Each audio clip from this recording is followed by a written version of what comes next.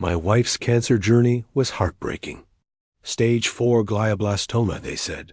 Inoperable. I watched her deteriorate for 3 years. Wheelchairs, feeding tubes, seizures. I mortgaged everything, borrowed from everyone. My lottery win was supposed to be our miracle. $8.7 million could buy the best doctors, experimental treatments, hope. But when I checked our security footage to make a recovery timeline video, I discovered the truth. Every Tuesday and Thursday, when I was at work, Rachel would get up, walk normally, even jog on our treadmill. 3 years of fake cancer. But she'd made one mistake. She didn't know. Our neighbor was an oncologist who'd been questioning her symptoms all along. Welcome to the channel where deception meets karma. If you're ready for a story of medical fraud and lottery justice, hit subscribe. Let me tell you how my dying wife's miracle recovery happened one day too early. My name is Martin Davidson, 38 years old, middle school science teacher in Denver, Colorado. I married Rachel in 2019 after 2 years of dating. She was vibrant, athletic, worked as a yoga instructor. We had plans, kids, travel, growing old together. Life was simple, but good on our combined income of $95,000 a year. The diagnosis came in February 2022. Rachel had been having headaches, some dizziness. I pushed her to see a doctor. The MRI results destroyed our world. Glioblastoma multiforme. Grade 4, the most aggressive brain cancer. Inoperable due to location. The oncologist, Dr. Patricia Hernandez, was gentle but honest. We're looking at 12 to 15 months with treatment. I'm so sorry. Rachel collapsed in my arms. I held her as she sobbed about all the things she'd never do. No children. No growing old. No more sunrises together. That night, we made a pact. We'd fight with everything we had. Whatever it took, whatever it cost. I want every possible day with you, she whispered. Promise me you won't give up? I promised. The treatment started immediately. Radiation to slow growth. Chemotherapy pills that cost $15,000 a month. Our insurance covered some, but copays and deductibles destroyed our savings within 3 months. I took a second job tutoring, sold my car, maxed out credit cards. Anything to keep her alive. Rachel's decline seemed textbook. The radiation made her weak. Chemotherapy caused violent nausea. By month 6, she needed a wheelchair for distances. By year 1, she was having seizures. I became her full-time caregiver on top of working. Feeding her, bathing her, holding her through the pain. Our friends rallied around us. GoFundMe campaigns, benefit dinners, prayer circles. The community raised $400,000 over 3 years. Every penny went to treatments, medications, equipment. I kept meticulous records, sending updates to donors. Photos of Rachel getting weaker. Videos of her struggling to speak. They needed to know their money was helping. The hardest parts were the good days. When Rachel would suddenly seem better, coherent, almost normal. Maybe the treatment's working, she'd say hopefully. Then the seizures would return, worse than before. The emotional roller coaster was devastating. Hope, then despair, over and over. Dr. Hernandez was puzzled by some aspects. Her progression is unusual, she mentioned once. The symptoms don't always match the scan results. But brain cancer was unpredictable. Every patient was different. I was too exhausted to question January 15th, 2025, our 3rd anniversary of diagnosis. Rachel was having a bad day. Couldn't keep food down, barely conscious. I'd called in sick to work again. My principal was understanding, but warned me about job security. Martin, you've missed 47 days this year. I want to help, but ... I knew. Everything was falling apart. That afternoon, I walked to the corner store for Rachel's anti-nausea medication. Total, $312. I had $317 in my account until payday. Handed. Over $300 bills. Got a 5 back. On impulse or desperation, I bought a lottery ticket. Rachel and I used to buy them for fun before, back when we had a future to dream about. If we win, Rachel had whispered that morning during a lucid moment, promise you'll travel. See the world for both of us. I'd promised, fighting tears. She was planning for after she was gone, preparing me to live without her. The ticket felt like a final shared dream. January 17th, 4:30 a.m. Couldn't sleep. Rachel had been restless all night. I checked my phone, saw the lottery numbers. Checked. Again and again. $8.7 million. I'd won. We'd won. The miracle wasn't medical. It was financial. Now I could afford everything. The Swiss clinic, the experimental treatments in Germany, the Mexican stem cell therapy. Rachel could live. I wanted to wake Rachel immediately, but she was finally sleeping peacefully. Instead, I started planning. Called the lottery office. They opened 8 a.m. Googled international treatment centers. Made lists of everything we'd need. In my excitement, I decided to create something special for Rachel. A video montage of her journey, ending with the lottery win and promise of hope. That I pulled up our home security footage. We'd installed cameras after a break-in scare 2 years ago. I started scrolling through footage, looking for moments to include. Rachel's first day in the wheelchair. Her brave smile during home chemotherapy. And I saw something that made my blood freeze. Tuesday, January 9th, 10:47 a.m. I was at work. The footage showed Rachel in bed, seemingly unconscious. Then, at 10:48, she sat up, stretched, got out of bed, and walked to the bathroom. No struggle, no wheelchair, no weakness. She moved like a healthy person. I scrolled to another Tuesday. Same thing. And Thursday. Every Tuesday and Thursday for months, Rachel would get up after I left, move normally, even exercise. I found footage of her doing yoga in our bedroom, running on the treadmill in the basement, dancing, fucking dancing, to music in the kitchen. My hands shaking. I kept watching. Found footage of deliveries when I wasn't home. Rachel answering the door, walking, talking normally, signing for packages, chatting with neighbors. Then quickly back to bed before I returned. The performance resumed the moment my car appeared. One interaction stood out. Our neighbor, Dr. James Mitchell, an oncologist at a different hospital. He'd stopped by on a Tuesday afternoon. Rachel had answered in her wheelchair, playing sick. But I could read his expression, confusion, suspicion.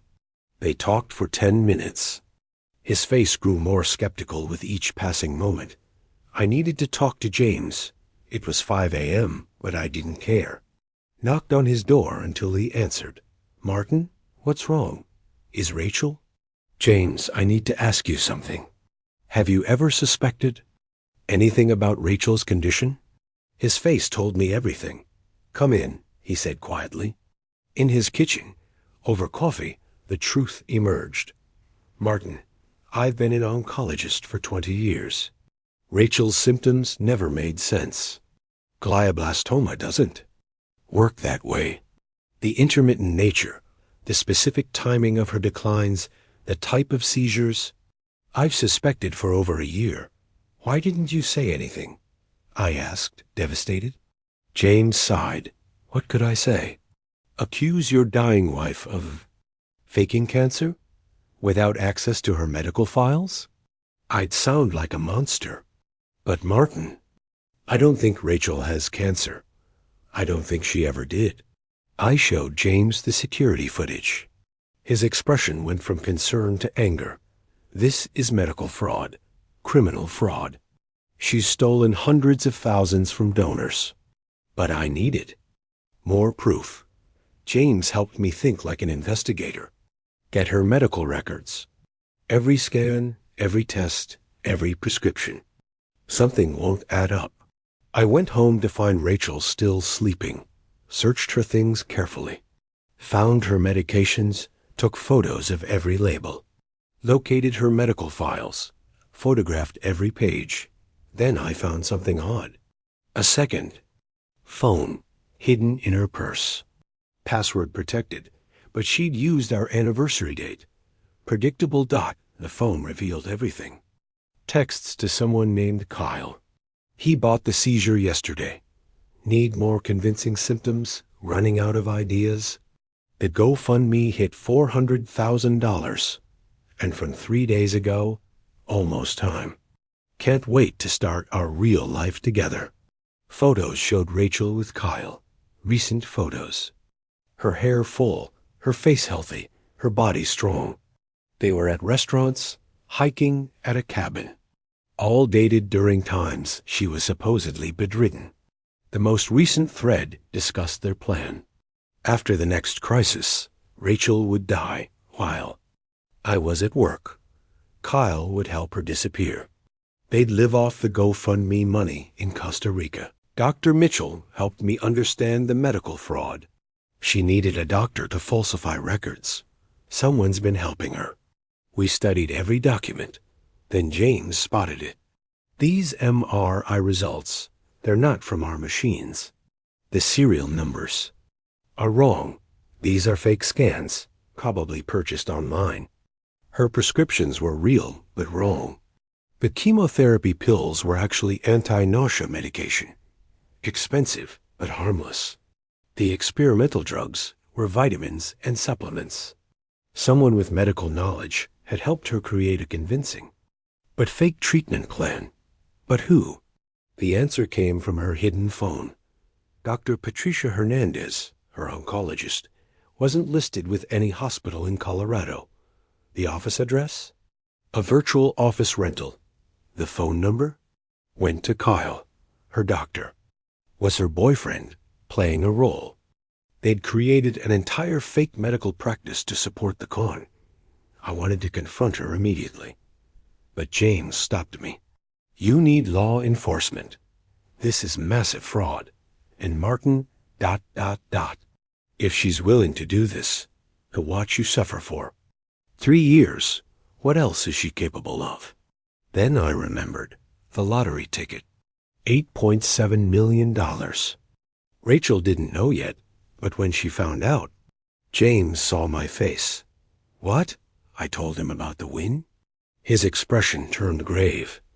Martin, she's planning to disappear in days. If she learns about this money, what do you think happens to you? The implication hit me. A healthy woman pretending to die, about to vanish with $400,000.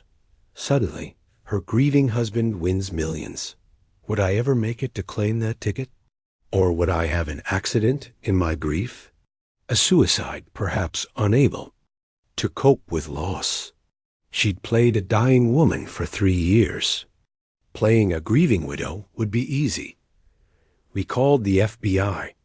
Financial fraud over $250,000 was federal. Add in wire fraud from online donations, identity theft for the fake medical practice, conspiracy charges. They took it seriously. By 8 a.m., agents were reviewing my evidence.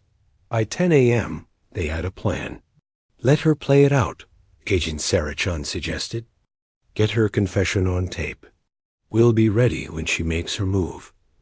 They wired our house professionally. Put tracking devices on her car, her real phone.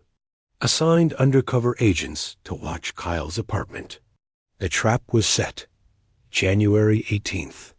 I went to claim the lottery ticket quietly, putting the money in a trust Rachel couldn't access. Then I went home to play my role one last time. Found Rachel in bed, looking especially pathetic. Martin, she whispered weakly. I think it's getting worse. I know, I said, sitting beside her. The doctor called. Your scans show progression.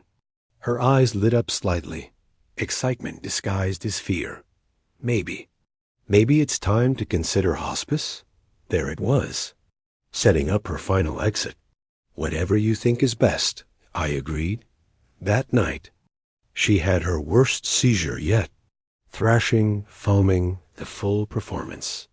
I held her, whispering comfort while knowing she was fully conscious. When it ended, she clutched my hand. If something happens, know that I love you. The lie came so easily to her. January 19th. I left for work as usual. Kissed my dying wife goodbye.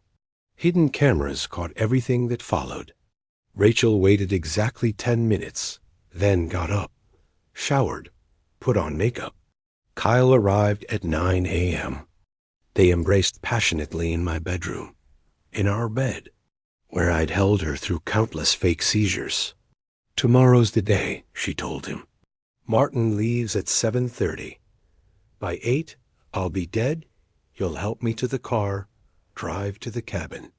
By the time he finds me, we'll be in Mexico.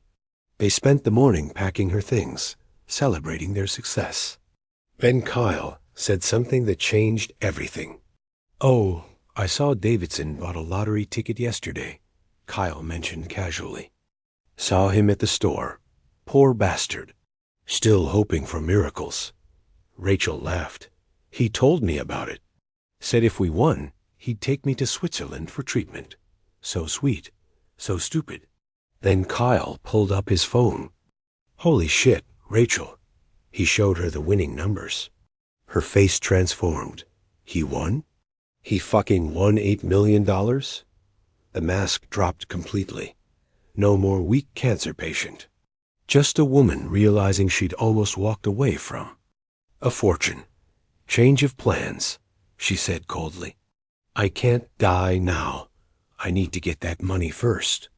They spent an hour scheming. Sudden recovery. Miracle cure. Stay married long enough to access the funds. Then a tragic relapse. 6 months. Rachel decided, I'll milk the miracle, get the money moved, then die for real. But then she said something that sealed her fate. "Actually, Martin's become a liability. He's too suspicious lately. Asking questions." Kyle nodded. "Car accident? Grief suicide?" They discussed my murder like a grocery list. The FBI agents, listening, were taking notes. Conspiracy to commit murder. Game over. I came home at 5 p.m. to find Rachel in bed, looking weaker than ever. "Martin," she gasped. "Something wonderful. I felt different today. Stronger. Like maybe the treatment's finally working." Her performance was incredible. Tears of hope, trembling hands reaching for me. "Really?" I played along. "That's amazing, honey. Actually, I have amazing news too." I pulled out my phone, showed her the lottery commission's confirmation. "We won, Rachel. 8.7 million. We can afford any treatment now." Her reaction was Oscar-worthy. Shock, joy, collapsing in my arms. It's a miracle. God wants me to live. We held each other, both pretending for different reasons. Then I whispered in her ear, "I know everything." She pulled back, confused. "What?" I smiled sadly. The Tuesday. Workouts. Kyle. The fake cancer. Everything. For a moment, her mask slipped. Pure hatred flashed in her eyes. Then she tried to recover. "Martin, I don't know what you mean. My illness has been so hard on you. The FBI chose that moment to enter. Rachel Davidson, you're under arrest for wire fraud, conspiracy to commit fraud, theft by deception." She fought them, screaming about her cancer, her illness. Even being arrested, she maintained the act. Kyle was grabbed at his apartment simultaneously. The fake Dr. Hernandez persona unraveled quickly. The trial was a sensation. Yoga instructor. Fakes terminal cancer for 3 years. The security footage was damning. Rachel healthy, exercising, living normally, while I worked myself to death to save her. The GoFundMe donors were devastated and furious. Many were struggling families who'd given what they couldn't afford. Rachel's defense tried everything. Mental illness, Munchausen syndrome, claimed I'd known all along. But the evidence was overwhelming. Fake medical records, the planned murder discussions, the second phone with years of messages, testimonies from real oncologists about the impossibility of her symptoms. She got 15 years federal prison. Kyle got 12 as accomplice. The $400,000 in donations had to be returned, though most was already spent. Rachel's family disowned. Her mother apologized to me through tears. We believed her too, our own daughter. The betrayal rippled through everyone who'd loved her. The lottery money felt tainted. I kept enough to cover my debts, then donated the rest to legitimate cancer research, specifically to developing better detection methods for glioblastoma. Something good had to come from this nightmare. My name is Martin Davidson. For 3 years, I watched my wife die of cancer that didn't exist. I sacrificed everything, money, career, health, friendships, to save someone who was planning to disappear with donations from caring strangers. She would have left me broken and bankrupt, possibly dead. The lottery ticket that should have saved her life instead exposed her lies. To those facing illness and loved ones, trust but verify. If something feels wrong, investigate. Real diseases don't take breaks. Real doctors have verifiable credentials. Real treatments leave paper trails. Rachel fooled hundreds of people, but the cameras didn't lie. Tuesday and Thursday she was perfectly healthy. To those who donated, I'm sorry. Your kindness was weaponized against you. Every dollar you gave funded her secret life with Kyle. But don't let her evil stop your compassion. Real families need help. Real cancer patients exist. Don't let one woman's greed harden your hearts. Rachel is in prison now, probably faking illness for sympathy there too. She never showed remorse, only anger at being caught. 3 years of watching me suffer meant nothing to her. I was just an ATM with a pulse, funding her escape plan. The woman I married never existed. Just another performance. Dr. Mitchell and I remain friends. He helped me understand that predators like Rachel exist. They weaponize our love, exploit our compassion, fake diseases that guarantee sympathy and money. The lottery win was lucky, but the real fortune was discovering the truth before she could disappear, or worse. $8.7 million. The price of learning my dying wife was perfectly healthy, worth every penny.